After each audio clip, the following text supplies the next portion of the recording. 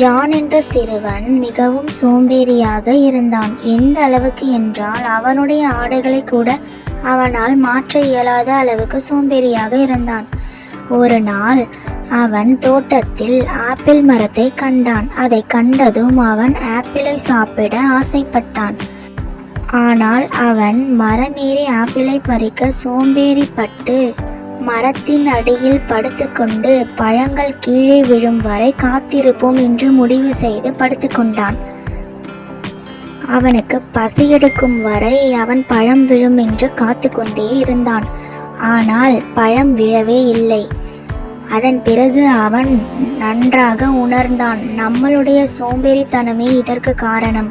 இவ்வளவு அருகில் இருக்கும் பழத்தை நம்மால் ஏறி பறிக்க முடியாதது நம் தவறே என்று உணர்ந்தான். இதிலிருந்து நாம் கற்றுக்கொள்வது, நமக்கு ஒன்று வேண்டுமென்றால் அதற்காக நாமே கடினமாக உழைக்க வேண்டும். பிறகு ஜான் தனது சோம்பேறித்தனத்தை கைவிட்டு மரம் ஏறி ஆப்பிளை பறித்து சாப்பிட்டான்.